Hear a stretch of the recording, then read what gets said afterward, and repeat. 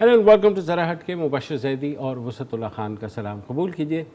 मुल्क में जारी गैर यकीनी सूरत हाल और सियासी अदम इस्तेहकाम इतना बढ़ रहा है कि आज सुबह जो हमारी स्टॉक मार्केट है वो बुरी तरह गिरी।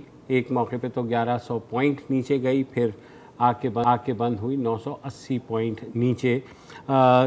दूसरी जो हमारी रुपए की कदर है वो आज ओपन मार्केट में 7 रुपये गिरी और जो इंटर बैंक में 5 रुपये 80 पैसे गिर कर ओपन मार्केट में 222 रुपये की हो गई। इंटर बैंक में 222 रुपये की हो गई और ओपन मार्केट में 225 का भी रुपया नहीं मिल रहा। सबका ख्याल यही है कि जब तक सूरत हाल में इस्तेहकाम नहीं आता, ये डाउनफॉल जो है हमारी मईशत का, जिसे हम अब शायद फ्री फॉल भी कह सकते हैं, वो जारी रहेगा। ताहम दो चीज़ें क्लैरिफिकेशन आई है स्टेट बैंक ऑफ पाकिस्तान की। उन्होंने कहा है कि ये रुपए की जो कदर गिर रही है और डॉलर की जो कदर बढ़ रही है, उनके मुताबिक डॉलर की कदर बढ़ना जो है एक आलमी इस वक्त एक ग्लोबल फिनोमिनन है। उनके ख़्याल में उनके मुताबिक पिछले 6 माह में डॉलर की कदर जो है दुनिया भर में 12% बढ़ चुकी है और रुपए की कदर 18% गिरी है गुज़िश्ता साल दिसंबर से अब तक। मगर अगर हम रुपी के अंदर कैलकुलेट करें तो जब से हुकूमत आई है, यानी तकरीबन 4 माह पहले, उससे लेके अब तक 38 रुपये से ज़ायद रुपए की कदर गिर चुकी है। एक कंपैरिजन अगर देना चाहें तो जो पिछली हुकूमत थी उसमें तकरीबन 59 रुपये के करीब उनके 3.5 साल में रुपए की कदर गिरी थी। 178 था तब जी। तो अच्छा, ये जो है स्टेट बैंक ने आलमी एक्सप्लेनेशन तो दे दी, जो मुझे भी मालूम है और आपको भी मालूम है, बैनुल अक़वामी हालात का नतीजा और ये फैक्ट भी है। अब देखें ना, यूरो का जितना बुरा हाल हुआ है डॉलर के मुकाबले में, लेकिन कुछ मकामी रीजंस भी होती हैं। स्टेट बैंक को उस पर भी रोशनी डालनी चाहिए थी। वरना इधर उधर के लोग जो है ना, जो कि माहिरीन हैं, जो अपने शोबे के उस्ताद हैं, वो जब बात करते हैं और स्टेट बैंक की तरफ से कोई राय नहीं दी जाती, तो फिर जो रुझान है मेरे जैसे लोगों का, मायूस लोगों का, फिर उन्हीं की बातों में जाता है। मसलन आज जो है स्टॉक एक्सचेंज से वाबस्ता एक हैं सरकर्दा आदमी, उन्होंने कहा है कि जी आज जो मारामारी हुई है मार्केट में, ये इसलिए हुई है कि बैंकों ने इंटर बैंक मार्केट से पैनिक बाइंग की। क्या सोच के? पंजाब मरकज़ हुकूमत जा रही है कि नहीं जा रही, अगले 4 महीने का क्या होगा, ये वो फलाना। और जो मलिक बोस्तान है आपके दोस्त, फॉरेक्स एसोसिएशन के सरबराह, उनका ये कहना है कि ये सियासी सूरत हाल यकीनन गैर यकीनी है, लेकिन इसकी आड़ में बैंक इस वक्त डॉलर की सट्टेबाजी में मुलव्वस है। ये मलिक बोस्तान का कहना है। तो ये चीज़ें भी जो हैं, और स्टेट बैंक को उनके ख्याल में अब अगर मुदाखलत नहीं की, 225 को जब छू रहा है डॉलर, 225 रुपये को, तो फिर स्टेट बैंक कब मुदाखलत करेगा? अच्छा, स्टेट बैंक मुदाखलत पता नहीं करेगा कि नहीं करेगा। आपको ये बताता चलूँ कि जब से रज़ा बाक़िर गए हैं, स्टेट बैंक के एक्टिंग गवर्नर हैं, अभी तक हुकूमत जो है इस बात पर मुत्तफ़िक़ नहीं हुई कि स्टेट बैंक का एक परमानेंट जो है गवर्नर ही तैनात कर दे। तो आप सोचें कि गैर यकीनी की सूरत हाल। स्टेट बैंक अगर इतना ही लाताल्लुक़ है, तो फिर मेरा ख्याल है बुंडस बैंक और बैंक ऑफ इंग्लैंड, वो भी, और रिजर्व बैंक ऑफ अमेरिका, वो भी हमारे लिए फिर उतनी ही इंपॉर्टेंस रखते हैं जितना स्टेट बैंक ऑफ पाकिस्तान। अगर इतने ये है सही मानों में न्यूट्रल, असल में तो स्टेट बैंक। अच्छा, दूसरा मिफ्ता इस्माइल की स्टेटमेंट आई है। उन्होंने कहा है कि पाकिस्तान इस जो फाइनेंशियल ईयर है उसमें IMF से उसको 4 अरब डॉलर मिलेंगे, क्योंकि स्पेकुलेशन ये हो रही थी कि पाकिस्तान को फौरी तौर पर 4 से 5 अरब डॉलर चाहिए टू अवॉइड ए डिफ़ॉल्ट या डिफ़ॉल्ट ऑन पेमेंट। सब कह रहे हैं वो देखो, देखो, ये नहीं कह रहे कि ये क्या है। अच्छा, IMF से चेक करने की मैंने भी कोशिश की और जो हमारे करस्पॉन्डेंट्स हैं वो भी, उन्होंने भी, तो वहाँ अभी ये पता लगा है कि कम से कम अगस्त के आखिर तक, यानी 4 हफ्ते या 5 हफ्ते एटलीस्ट लगा लें, उनका बोर्ड ऑफ गवर्नर्स अगस्त के एंड में बैठेगा, जो अप्रूव करेगा, और 5 हफ्ते आप सोच लें कि क्या होने वाला है। यूरोप में छुट्टियों का ज़माना है, हर आदमी साहिल पे जो है ना नेकर पहन के हाथ में जो है गिलास पकड़े हुए घूम रहा है। یورپ جب واپس آئیں گے یورپ میں تو ظاہر ہے اس کے بارے میں بات کریں گے. ہمارے ساتھ ڈاکٹر خاقان نجیب ہیں, پبلک پالیسی ایڈوائزر ہیں, فائنینشیل ایکسپرٹ ہیں. خاقان صاحب ہم سے ریگولرلی بات بھی کرتے رہے. خاقان صاحب, آج جو ہوا ہے ظاہر ہے ایک کنٹینیوشن چلی آ رہی ہے, عدم استحکام ہے, مگر اسٹیٹ بینک کی جو ایکسپلینیشن ہے یا حکومت جس طرح کہہ رہی ہے کہ نہیں نہیں چیزیں ٹھیک ہو جائیں گی, آپ کو لگتا ہے؟ بسم اللہ الرحمن الرحیم. مبشر بھائی, thank you for having show, it's always a pleasure. دیکھیے, ایک تو یہ ہے کہ آپ نے ایک ریفارم کیا, اس کے مطابق آپ ایک مارکیٹ بیسڈ ایکسچینج ریٹ پہ چلے گئے. جب آپ مارکیٹ بیسڈ ایکسچینج ریٹ پہ چلے گئے تو demand and supply of dollars, uncertainty جو کہ مارکیٹ میں آ جاتی ہے, اور یہ بھی دیکھیے جو نیوز آتی ہے مارکیٹ میں, ایک ذکر آپ نے نہیں کیا, وہ یہ ہے کہ فچ نے آج پاکستان کی ریٹنگ کو نیگیٹو کیا. تو یہ جب تینوں چیزیں ہوئیں تو اس کے ساتھ ساتھ آئی تھنک کچھ اور بھی ہوا, اور وہ یوں ہوا کہ کل اور آج کہنے کے مطابق امپورٹس کا جو پریشر ہے وہ ہائٹنڈ تھا, اور کبھی کبھی بڑی پیمنٹس بھی آ جاتی ہیں جب یہ ساتھ آئیں. اس کے علاوہ یہ ہوتا ہے کہ جب لوگوں کو یہ لگ رہا ہو کہ ہمارا جو ڈالر ہے اس کے سامنے روپے کی قدر گر سکتی ہے, تو امپورٹرز جو ہیں وہ فارورڈ میں ڈالر کو بک بھی کر لیتے ہیں. سو ایک امپورٹ کی جو نیڈ ہے وہ بڑھ جاتی ہے. اور جب یہ سب کچھ ہوا تو آپ نے دیکھا کہ روپے کی جو ایڈجسٹمنٹ ہے وہ پچھلے 2 دن سے ہمیں دکھائی دے رہی ہے. یہ تو ہیں وہ فیچرز. بٹ اگر آپ اوور آل اکانومی میں دیکھیں تو میں بہت عرصے سے یہ آپ کے شو پہ ہی کہہ رہا ہوں اور جنرلی لکھ بھی رہا ہوں اس پہ, all roads from Pakistan today lead to the IMF. The sooner you do it, the lesser pain you will have. Let me repeat that in Urdu now. جتنی جلدی فنڈ کے پاس جائیں گے اتنی ہی جو تکلیف ہے وہ کم ہوگی. اگر فنڈ کے پاس پہلے چلے گئے ہوتے, یعنی کہ پچھلے 6 ماہ سے ہم یہ کوشش کر رہے ہیں, ترین صاحب بھی نیگوشیٹ کر رہے تھے, پھر ڈاکٹر مفتہ بھی کر رہے ہیں, اگر یہ ہم جو بھی ان کے ساتھ طے کرنا تھا وہ کر کے ہم اب تک فنڈ کے پاس ہوتے, تو شاید ہمارے زر مبادلہ کے ذخائر جو ہیں وہ یہ 9 اور 10 بلین ڈالر کی بجائے شاید 12 اور 15 بلین ڈالر کے قریب ہوتے. تو آج یہ حالت, روپے کا جو پریشر ہے وہ کم ہوتا, اسپیکولیشن بھی کم ہوتی. سو ایک تو یہ ہے کہ ہمیں کلیئرٹی رکھنی چاہیے. اچھا, دوسری چیز یہ ہے کہ یہ نہ بھولیے کہ فنڈامنٹلز پاکستان کے جو ہیں نا وہ جولائی کے مہینے میں یا 1 سال میں یا ہمیں تھوڑا سا اس پہ ایک نظر ڈالنی چاہیے. جو پچھلا مالیاتی سال ختم ہوا ہے, اگر آپ اس کو دیکھیے, 48 ارب ڈالر کا خسارہ ہے تجارت. اس کا بہت بڑا تعلق آپ کی روپے کی قدر سے ہے, مطلب یہ ٹیکنیکلی یہ بات ہے. نمبر 2, آپ کا جو مالیاتی خسارہ ہے وہ 25 ارب ڈالر کا ہے. Let us both repeat this figure. مالیاتی خسارہ پچھلے سال کا 25 ارب ڈالر پہ ختم ہوا ہے, جو کہ 5000 ارب ڈالر سے تجاوز کر گیا. IMF کی وساطت سے ہمیں یہ پتا چلا ہے کہ ہمارا جو بجلی کا خسارہ ہے وہ 850 ارب کے قریب ہے. سو اگر آپ ان چیزوں کو دیکھیں تو فنڈامنٹل جو ہیں وہ پاکستان کے obviously اتنے فیوریبل نہیں ہیں جتنا کہ ہم ان کو چاہیں گے. ڈاکٹر خاقان, میں یہاں سوری میں آپ کو کاٹ رہا ہوں, یہ تو آپ نے فنڈامنٹل ظاہر ہے بتا دیے. فوری طور پہ میں دوبارہ آپ کو لانا چاہ رہا ہوں فوری سچویشن پہ, کہ پہلے کچھ دن پہلے یہ ہو رہا تھا کہ صاحب ڈالر اس لیے اوپر جا رہا ہے, اسٹاک ایکسچینج اس لیے خونم خون ہو رہی ہے, اور جنرل پینک اس لیے پھیل رہا ہے کہ IMF ہمیں لفٹ نہیں کرا رہا, پتہ نہیں معاہدہ ہوگا یا نہیں ہوگا, اور اس کی وجہ سے دوست ممالک ہیں انہوں نے بھی اپنی جیبیں ٹائٹ کر رکھی ہیں. لیکن جب یہ پرسیپشن تھا, پھر پرسیپشن چینج ہوا کہ جی IMF سے معاہدہ ہو گیا ہے اور اب ٹیکنیکل مذاکرات بھی مکمل ہو چکے ہیں, اور اگلا مرحلہ جو ہے وہ قسط کی ریلیز کا ہے. اس کے بعد 1 آدھ ہفتے تو ہنی مون رہا مارکیٹ میں, اور لوگوں نے بھی کہا اللہ کا شکر ہے اب بحران ٹل جائے گا. لیکن آج کے دن جبکہ IMF سے معاہدہ ہو چکا ہے, اب صرف ڈیلیوری باقی ہے, وہ کلیئر ہو گیا ہے. چین کی جانب سے 2 ہفتے پہلے 3.5 بلین ڈالر لگ بھگ ہمارے اکاؤنٹس میں پہنچ چکے ہیں, اور مفتہ اسماعیل یہ کہہ رہے ہیں کہ IMF کے ساتھ ساتھ اب ظاہر ہے کہ باقی جو دوست ممالک ہیں ان سے 4 سے 6 بلین ڈالر متوقع ہیں اگلے کچھ مہینے میں.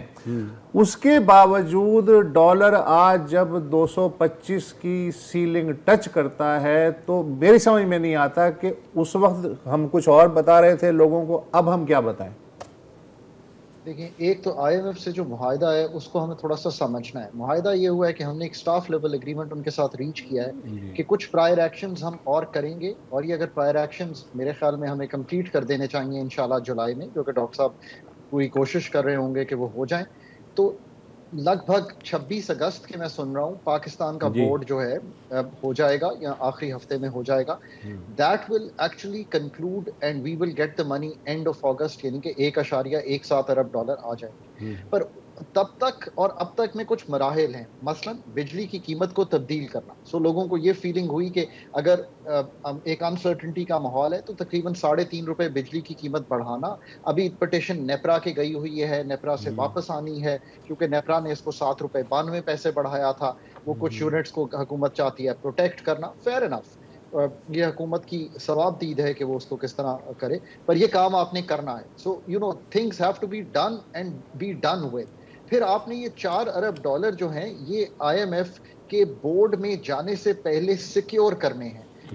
ناؤ لیٹ می سے دس کہ لیٹ سے کہ ایک انسرٹنٹی کا ماحول ہے, آپ نے ضرور بات کی kingdom of Saudi Arabia, U A E, Qatar, تینوں سے آئل کے لیے بھی, ایل این جی کے لیے بھی, ڈپازٹ کے لیے بھی, اور مارکیٹ میں پارٹیسپیشن کے لیے بھی. اب یہ سمجھیے کہ یہ 4 چیزیں ہیں جو ہونی ہیں. مجھے اس میں کوئی شک نہیں کہ the team is at it to get it done, but کیا اس میں کوئی ہکپ نہ آ جائے. So market is watching that as well. پھر آپ نے گیس کی پرائسز میں تبدیلی کرنی ہے, the market is watching کہ اس کے کیا ٹائمنگز ہوں گے, کیسے وہ چیز طے ہوگی. So it is not this simple کہ ہم آئی ایم ایف کے بورڈ میں پہنچ گئے ہیں. ابھی آئی ایم ایف کے بورڈ میں پہنچنے میں کچھ ایسی چیزیں ہیں جو کہ کرنی ہے, اور حکومت کر رہی ہے, اور حکومت مان بھی رہی ہے کہ یہ چیزیں کرنی ہیں. اب جب یہ چیزیں ہمارے سامنے آتی ہیں تو لوگوں کو یہ فیلنگ ہوتی ہے کہ کیا یہ چیزیں حکومت اسی طرح کر لے گی, یہ اشارے کامیابی ہو جائے گی, اگر کوئی ہکپ نہیں آئے گا, کوئی ڈیلے نہیں آ جائے گا. پر اس کے ساتھ ساتھ ایکسٹرنلی بھی دیکھیں تو روپے کے عوض جب ڈالر اسٹرینگتھن ہو رہا ہے انٹرنیشنلی, تو وہاں سے بھی یہ اتنی ہمیں امید نہیں تھی. 75 بیسس پوائنٹ اسٹرینگتھنگ کر دی فیڈ نے, اسے ڈالر اسٹرینگتھن ہو گیا. تو یہ ساری چیزیں جو ہیں بہت ایوالونگ ہیں, گلوبل پکچر بہت ایوالونگ ہے. ساتھ ساتھ آپ نے یہ دیکھا کہ ایل این جی جو ہے وہ بالکل دستیاب نہیں ہے. جب ایل این جی دستیاب نہیں ہے تو آپ نے یہ دیکھنا ہے کہ اس مہینے کی ایکسپورٹس کیسی آتی ہیں. عید کی چھٹیاں بھی آ گئی ہیں, کیا کرنٹ اکاؤنٹ جو پچھلے مہینے 1.5-2 ارب ڈالر پہ تھا, کیا واقعی 1 ارب ڈالر کے اندر آ جاتا ہے. So we have to start seeing all these things. دو امپورٹ کے فگر اچھے لگ رہے ہیں جولائی کے کہ کم ہو رہی ہے, پر عید بھی بیچ میں آئی ہے.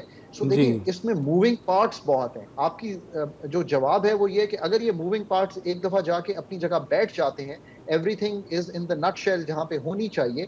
اور یہ میں سمجھتا ہوں کہ ابھی یہ انسرٹنٹی جو ہے 26 اگست یا اینڈ آف اگست, جب تک یہ سب کچھ ہو نہیں جاتا پھر جا کے ریلیو ہوگی. تو پر پھر بھی بات جی ختم نہیں ہوگی. You have to keep building on this, right. آپ نے ریزروز کو بلڈ کرنا ہے, آپ نے آگے لے کے جانا ہے. چلیں, بہت بہت شکریہ خاقان صاحب, ہمیں سمجھانے کا آپ سے بات کرتے رہیں گے کیونکہ ابھی 4 ہفتے باقی ہیں کم از کم. ابھی ہم سوال پوچھنا رہ گیا, پھر کبھی پوچھ لیں گے. یہ جو رائٹرز کی رپورٹ آئی تھی کل پرسوں کے, پاکستان بھی ان 12 ممالک میں شامل ہے جو ڈیفالٹ کی کگر پہ کھڑے ہوئے ہیں. اس پہ ڈاکٹر صاحب سے خیر ٹائم کی کمی کی وجہ سے نہ پوچھ سکے. وقفہ لے لیجیے.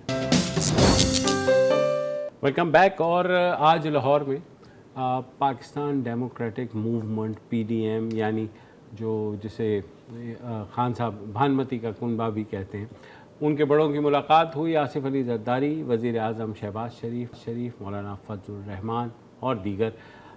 وجہ کیا تھی؟ وجہ اوبویسلی جو پنجاب کے اندر ضمنی انتخابات ہوئے اس میں پی ٹی آئی نے حکومت بنانے کے لیے مطلوبہ جو تعداد ہے وہ حاصل کر لی اور ایک طرح سے سویپ کر دیا الیکشنز کو. اس کے بعد یہ سمجھا جا رہا ہے کہ اتنا پریشر پڑ گیا ہے وفاقی حکومت پر, جو دونوں سائڈ سے اب گھر گئی ہے, کہ ان کے پاس استعفیٰ دینے کے علاوہ کوئی چارہ نہیں ہے. یا ایک فریش ووٹ لے لیں, یا پی ٹی آئی جو ہے وہ واپس آ کے نیشنل اسمبلی میں وزیر اعظم کے خلاف تحریک عدم اعتماد لے آئے. کیا ہوگا اس ساری اس میں اس کا اثر ہمارے پچھلے والے سیگمنٹ جو ہے معیشت پہ تھا, اس کے اوپر بھی پڑ رہا ہے. تو آج بہرحال ایک چیز ضرور کلیئر کی پی ڈی ایم نے کہ جناب ہم یہی ہیں, کہیں نہیں جا رہے. اگلے سال الیکشنز ہوں گے مقررہ وقت پر, مگر وہ کھینچیں گے کیسے اتنا لمبا عرصہ؟ نہیں وہ ظاہر ہے کھینچیں گے کیسے ہی سب سے بڑا سوال ہے. اور کل ہم نے جو جغرافی کی بات کی تھی اسلام ساتھ، اگر پی ٹی آئی والا پنجاب لگ رہا ہے اور پی ٹی آئی والا خیبر پختونخوا لگ رہا ہے اور پی ٹی آئی والا آزاد کشمیر لگ رہا ہے اور پی ٹی آئی والا ہی گلگت بلتستان بھی لگ رہا ہے، تو تیرا کیا بنے گا ڈیش ڈیش. اب مسئلہ یہ ہے کہ ایک تو یہ ہے شیخ رشید جنہیں ہم اور آپ جانتے ہیں. ایک بہت پہلے 60s میں ایک شیخ محمد رشید صاحب ہوتے تھے، بالکل بہت نئی نسل کو نئے شاید علم نہیں ہے ان کا. وہ ایک انتہائی بے لوث لیفٹ کے بہت سرکردہ کارکن، پوری زندگی ان کی جد و جہد میں گزرے. اور انفیکٹ جو ذوالفقار علی بھٹو کا بیانیہ جو بائیں بازو کی جانب جھکاؤ، سوشلزم کی بات اور مساوات کی بات، تو اس میں منشور بنانے میں شیخ رشید صاحب کا بہت حصہ تھا. وہ وزیر صحت بن گئے پیپلز پارٹی کی پہلی کابینہ میں. تو ایک دن وہ اپنے کامریڈوں میں بیٹھے ہوئے تھے جو ان کے ساتھ بوریا نشینی کے زمانے سے تھے. تو ایک نے کہا کامریڈ یار چنگا نہیں لگتا کہ تو ہن اس عمر وزیر بن گیا یار، ویسے بھی تیری بڑی عزت سی، کی لوڑ سی تینوں. اب شیخ صاحب نے کہا یار ایک واری چنڈے والی گڈی چ بینڈ دی خواہش سی پوری ہو گئی. تو یہ جو ہے نا اگر اس لیول پہ بھی ہوتا ہے تو جھنڈے والی گاڑی چھوڑنا اس کسی کے لیے بھی بہت بڑا مسئلہ ہوتا ہے، بھلے وہ مانگے کی ہو، خود خریدی بھی ہو یا ادھار کی ہو. خان صاحب کو جو آدھا غصہ ہے، آدھا غصہ تو وہ ہے کہ جو ان کا بیانیہ ہے، اور آدھا غصہ ظاہر ہے اس میں کہیں نہ کہیں جھنڈے والی گاڑی بھی آتی ہے. تو اب جو نئے لوگ آئے ہیں اتنی تپسیا کے بعد جھنڈے والی گاڑی میں، بالخصوص پیپلز پارٹی والے، ان شہباز شریف کا تو کچھ نہیں جائے گا، اس لیے کہ پنجاب ان کا فی الحال تھا ہی نہیں، جس طرح کی نمبرنگ بن رہی ہے کے پی تھا ہی نہیں ان کا. اب اسلام آباد میں اور شہباز شریف صاحب کتنے عرصے سے ظاہر ہے دل کا حال تو اللہ جانتا ہے، خواہش مند ہوں گے کہ چنڈے والی گڈی تھے سب تو وڈی کرسی.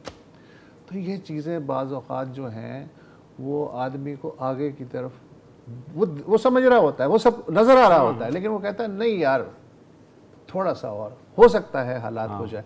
تو مجھے یہ لگتا ہے کہ اب یہ جو میاں نواز شریف کا نیریٹو ہے، اگر ان سے آپ بند کمرے میں پوچھیں تو وہ تو میرا خیال ہے شاید یہی کہیں کہ الیکشن کی طرف جانا چاہیے، اور اس لیے کہ ضمنی الیکشن کا جو صورتحال ہے اس کی بنیاد اس کو بیرومیٹر بنا کے ہم وہ نہیں کر سکتے. لیکن آج جو اجلاس ہوا اس میں پیپلز پارٹی کے ایک سینئر رہنما نثار کھوڑو، ان کا ایک کوٹ میں پڑھ رہا تھا. انہوں نے کہا کہ جی اگر عمران خان مسلسل یہ پریشر ڈال رہے ہیں کہ جی قبل از وقت انتخابات ہی اب واحد راستہ ہیں، تو پہلے وہ ایسا کریں خیبر پختونخوا کی اسمبلی تحلیل کر دیں تاکہ ان کی سیریسنس ظاہر ہو کہ وہ کتنے سیریس ہیں اپنی اس ڈیمانڈ میں. یہ نہیں ہو سکتا بقول نثار کھوڑو کہ پنجاب اسمبلی کی 15 سیٹیں جیتنے کے بعد عمران خان کے مطالبے پر صرف قومی اسمبلی توڑ دی جائے اور ملک کی تمام جنرل نشستوں کا فیصلہ پی ٹی آئی کی مرضی سے ہو.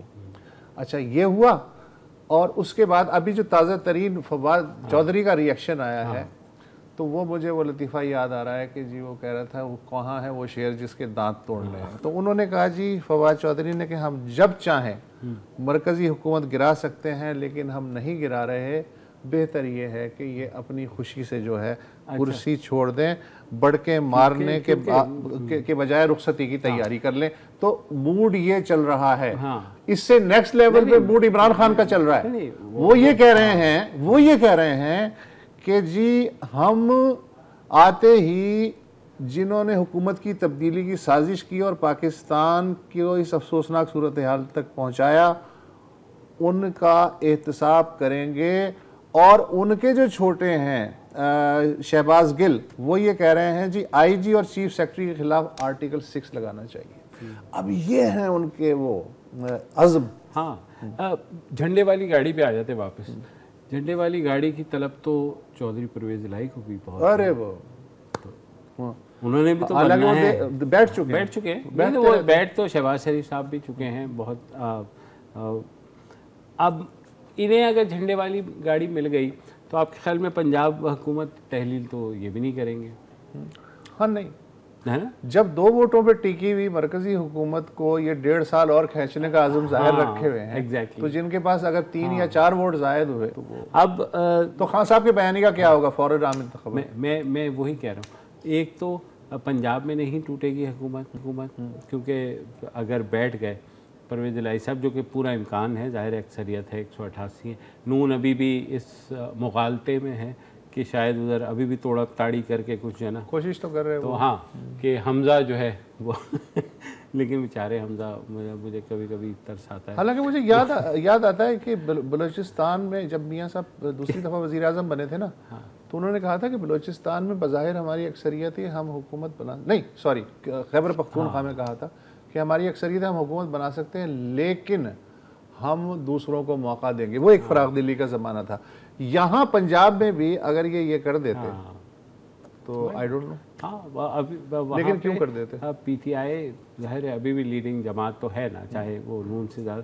अच्छा वो हमज़ा के बारे में कुछ मीम्स बड़ी मज़े की बनी, लेकिन उसमें से एक मैं खाली, क्योंकि उनका आपको पता पोल्ट्री का बिजनेस है, तो किसी ने कुकड़ी को फांसी लग गई। नहीं सर, आप उसने कहा मुर्गी की उम्र ना 45 दिन से ऊपर नहीं होती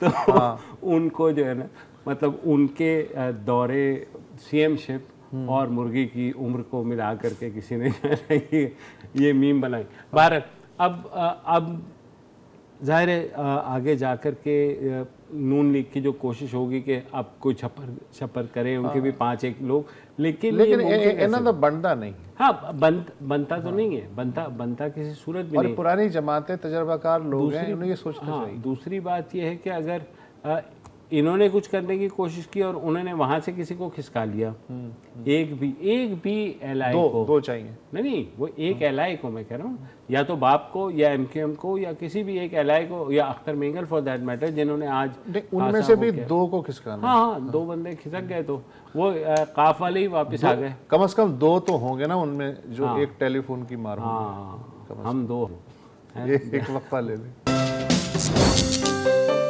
और अब एक इंतहाई अफसोसनाक खबर, कल दोपहर को रहीम यार खान से कश्मीर जाने वाली कश्ती दरियाए सिंध में उलट गई, जिससे अब तक कम से कम 22 लोग जो हैं वो जहाँ भाग हो चुके हैं। ये बारातियों से भरी कश्ती थी जो शादी में शिरकत के लिए जा रही थी कश्मीर, और तकरीबन इस कश्ती में 130 से ज़ायद अफराद सवार थे। वो उलट गई। जो ज़्यादातर जाबाक अफराद हैं उनमें ख़वातीन और बच्चे शामिल हैं। अब इंतज़ामिया जो है वहाँ जाके कह रही है कि इन कश्तियों की हालत जो है वो ऐसी होती नहीं है कि इसमें इतने लोग आएँ, और वो ज़ाहिर है जो भी है। इस सारी सूरत हाल पर हमारे साथ बात करने के लिए हमारे डॉन के नामा निगार रहीम यार खान के इरफानुल हक साहब मौजूद हैं।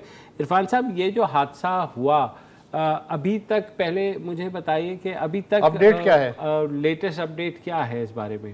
इसकी जो आज की जो ताज़ा तरीन सूरत हाल है वो ये है कि जो रेस्क्यू 11, 22 और 7 उनके जो वहाँ मुकामी जो डाइवर्स हैं, गोताखोर हैं, उन्होंने सारा दिन भरपूर कोशिश की। कल तक जो है वो 19 ख़वातीन और 2 बच्चों की जो बॉडीज हैं वो उन्होंने तलाश कर ली थी। आज जो है सारा दिन की मेहनत के बाद सिर्फ एक जो है वो बॉडी जो है उनको मिली है। लेकिन साथ ही ये है कि शाम तक जो है डिप्टी कमिश्नर रहीम यार खान, सैयद मूसा रजा, उनके मुताबिक उनसे मेरी बात हुई। उन्होंने कहा कि आर्मी के भी तकरीबन कोई 18 जो डाइवर्स हैं गोताखोर, वो मंगला डैम से गालबन जो है वो रहीम यार खान पहुंच चुके हैं, और वो कल जो है वो अपने रेस्क्यू ऑपरेशन का जदीद खतूत पे जो है जी वो आगाज। तो इरफान साहब, कोई आइडिया है कि कितने लोग अभी भी लापता हैं, मतलब जो अभी तक रेस्क्यू नहीं हो पाए या डूब गए हैं, कोई अंदाजा है? जी, ये जो है वही जिली इंतजामिया के मुताबिक जो है वो तकरीबन जो है 27 जो है अभी मिसिंग है, अभी जो है बॉडीज नहीं मिली, वो लापता है जी।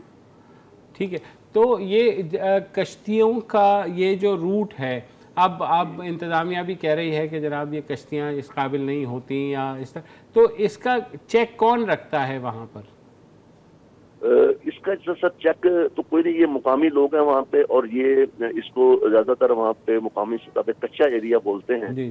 اور کچا ایریا میں ان لوگوں کی جو ہے وہ جو رشتہ داریاں ہیں وہ اکراس دا ریور بھی ہیں, آنا جانا ان کا لگا رہتا ہے. اور یہ جو کشتیاں ہیں ان کی کوئی ہائیلی اکوپڈ نہیں ہوتی, یہ بس اس میں جو ہے وہ گنجائش سے زیادہ بھی سوار ہو جاتے ہیں. اور یہی بنیادی وجہ بنی اس کی کہ یہ جو بتایا گیا ہمیں کہ 40 سے 45 افراد کی گنجائش تھی, اور اس میں تقریباً کوئی 95 یا 100 کے قریب جو پیسنجر جو ہیں وہ ایک کشتی میں سوار تھے.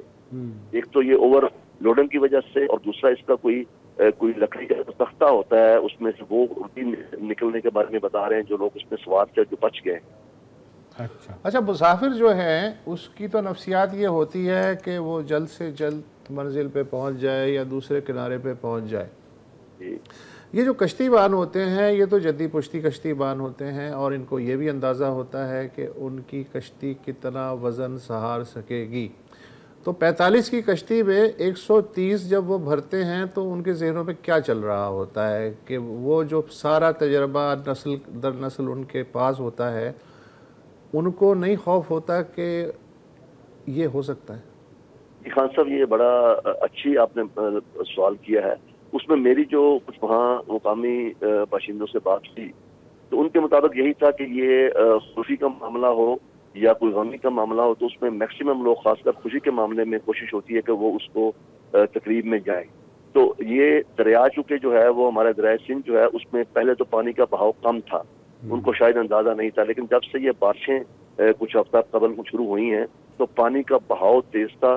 اس میں جو کشتی بان ہے وہ بھی نہیں سمجھ سکا, اور اس میں ایک یہ بھی وجہ سامنے آئی ہے کہ یہ کشتیاں دو تھیں, ایک میں 100 کے قریب مسافر سوار تھے, دوسری میں کوئی 40 سے 45 کے قریب تھے. تو یہ دو کشتیاں جا رہی تھی اپنا بارات والی جو تھیں, تو اس میں یہ کہ یہ پانی کے مخالف سمت میں جو بہاؤ ہے پانی کا اس کے مخالف سمت میں چل رہی تھی. تو یہ بھی ایک وجہ ہو سکتی ہے کہ وہ جو ہے وہ اپنا اس میں بیلنس نہیں رہا اور یہ ایک کشتی جو ہے وہ الٹ گئی. اچھا عرفان بھائی, یہ مجھے بتائیے کہ انتظامیہ کم از کم یہ تو کر سکتی ہے کہ کسی طرح سے مجبور کر دے کہ لائف جیکٹس یا کوئی اس طرح کی چیز رکھ سکے, یا نہیں آپ کے خیال میں؟ یہ جی آج وہاں پہ ادھر اسی ایریے کے لوگوں سے جب جو ہے وہ بات وغیرہ ہوئی, مختلف سوالات کیے گئے, تو اس میں انہوں نے یہی کہا کہ یہاں پہ جو کشتیاں جو ہے جو جتنے بھی انڈس ریور ہے مختلف یہاں پہ پوائنٹس ہیں, اور جہاں پہ برج وغیرہ نزدیک نہیں ہے تو کشتی ہی ذریعہ ہے ٹرانسپورٹیشن کا دریا کے آر پار جانے کا. لیکن وہاں پہ کسی بھی جگہ پہ حکومت کی سطح پہ کوئی بھی بنیادی سہولت جس میں لائف جیکٹس ہیں یا کوئی ساتھ ان کے کوئی ایسا کوئی ہو کہ جو موقع پہ جو ہے وہ ریسکیو کر سکے, اس طرح کی کوئی ٹیم ہو یا کوئی کچھ افراد ہوں, وہ کوئی بھی صورتحال نہیں ہے اس حوالے سے. ہاں, تو مرنے کے بعد تو وہ 1122 آ جاتا ہے, مرنے سے پہلے عام طور پہ نہیں آتے. تو پھر یہی سمجھا جائے نا کہ افسوس کا پیغام تو آ گیا وزیر اعظم کی طرف سے بھی, اور جو عارضی وزیر اعلیٰ ہیں حمزہ ان کی طرف سے بھی آ گیا, فاتحہ خوانی بھی ہو گئی, افسوس بھی ہو گیا.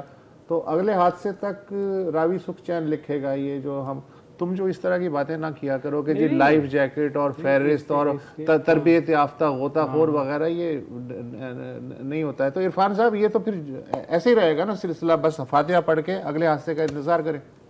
یہ خان صاحب آپ کی بات بالکل جو ہے میں اس کو صحیح سمجھ رہا ہوں, آپ کا اندازہ ٹھیک ہے. لیکن آج میں نے ڈپٹی کمشنر سے بھی یہ کوشچن کیا تھا کہ آپ کی جو انکوائری ہے, انہوں نے کہا جی کہ 72 آورز میں انکوائری کمپلیٹ ہو جائے گی. وہ ہائی افس کر رہے ہیں, اس میں کمشنر بھی شامل ہیں اور شاید اور بھی بڑے افسران ہیں. تو اس میں آپ جو ان کو جو وکٹمز ہیں, فیملی ہے ساری, ان کو جو ہے وہ کوئی فائنینشیل سپورٹ یا کوئی اناؤنسمنٹ, انہوں نے کہا جی یہ ہم انکوائری کے بعد دیکھیں گے بھی یہ ریزن کیا سامنے آتی ہے, اس کے بعد پھر یہ جو ہے وہ ہم اس کو اناؤنس کریں گے. البتہ ڈی سی نے ریکمنڈیشن ان کی مالی مدد کے لیے بھجوا دی ہیں حکومت پنجاب کو. ریزن ہو سکتا ہے وہ ملیریا سے مرے ہوں, یہ ریزن دیکھنے کے بعد ہم یہ ٹپیکل جو ہوتا ہے. اچھا, 72 گھنٹے میں انکوائری کی رپورٹ مانگی ہے. مجھے یاد ہے چاچڑا اور مٹھن کے درمیان جو کشتیوں کا پل ہے وہ انگریز دور میں بنا تھا, تب سے چل رہا تھا. نیا پل بنانے میں یہ تو کہہ رہے ہیں نا 72 گھنٹے میں انکوائری رپورٹ, نیا پل بنانے میں 72 سال لگے. بالکل صحیح یہ ہے. تو اگر یہی رفتار رہی تو یہاں پنجنت سے لے کے اور کشمور تک جو پارٹ ہے وہ اچھا خاصا چوڑا ہو جاتا ہے مانسون کے زمانے میں.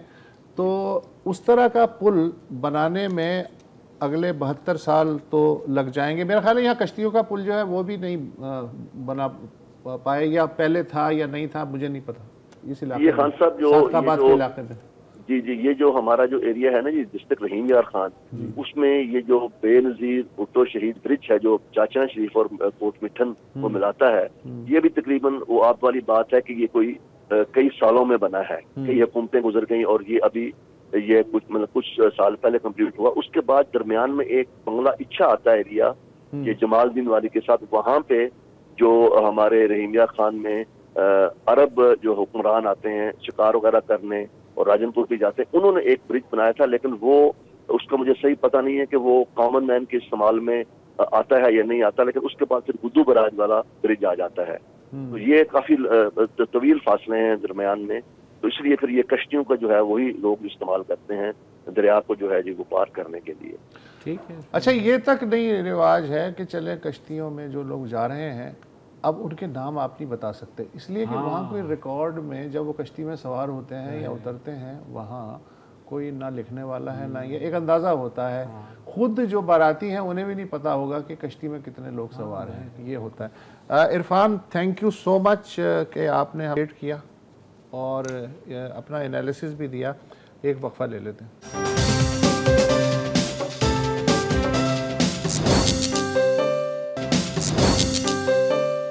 Welcome back. اب سے 2-3 گھنٹے پہلے میں نے سوشل میڈیا پہ ایک پوسٹ دیکھی, 2 شہروں کا درجہ حرارت اس میں دکھایا گیا تھا.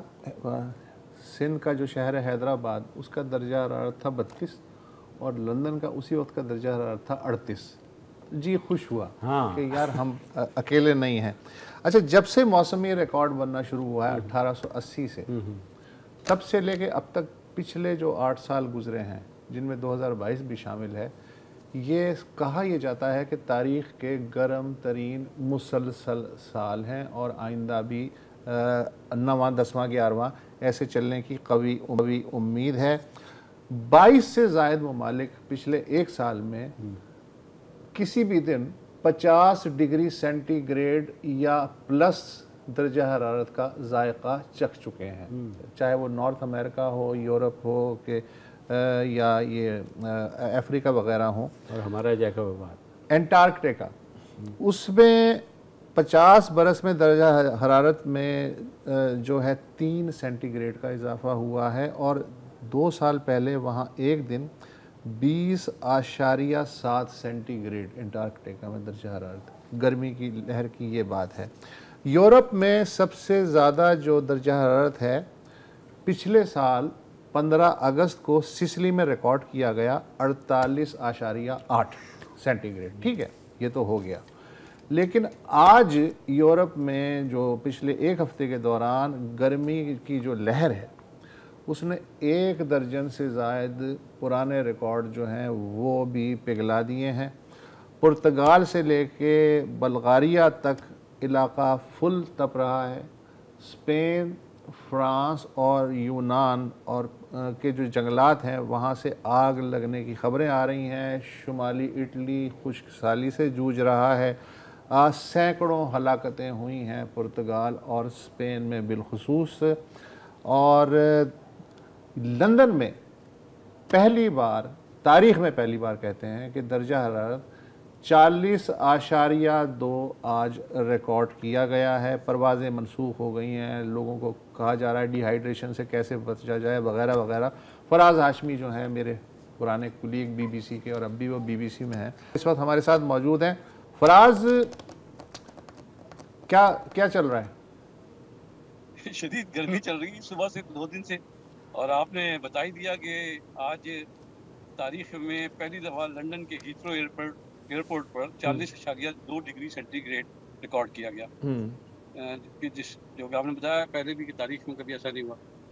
2019 میں 38.4 ریکارڈ کیا گیا تھا, جس کے بعد یہ ریکارڈ ابھی گزشتہ 4-5 سال میں دوبارہ ٹوٹ گیا. اور آپ نے صحیح فرمایا کہ یہ سلسلہ جو ہے آگے جا کے موسم شدید ہوتے چلے جائیں گے.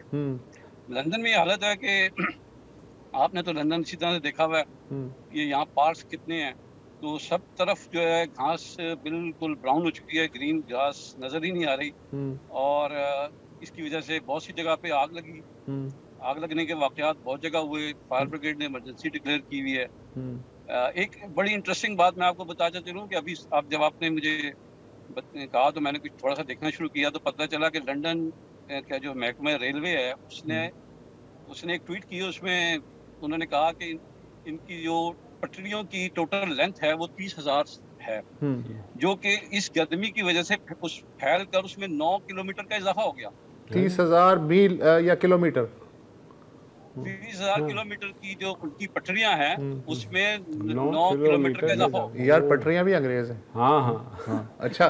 मतलब इसकी वजह से विक्टोरियन एरा का जो सारा इंफ्रास्ट्रक्चर है और तो इसमें इनको शदीद मुश्किलात पेश आ रही हैं। लंदन की जो मेट्रो सर्विस है, ज़ाहिर लंदन चलता ही ट्रेन के बलबूते पे और मेट्रो के बलबूते पे है, तो वो सारा का सारा डिस्टर्ब हो रहा है।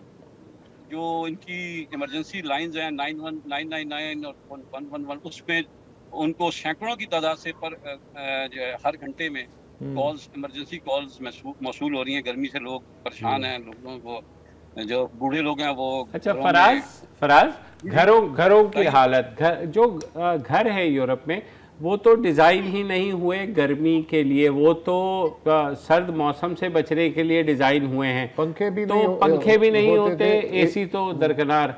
तो अभी क्या कुछ वहाँ पे हुकाम सोच रहे हैं कि भाई या यहाँ गुजरात में कोई ऑर्डर दें?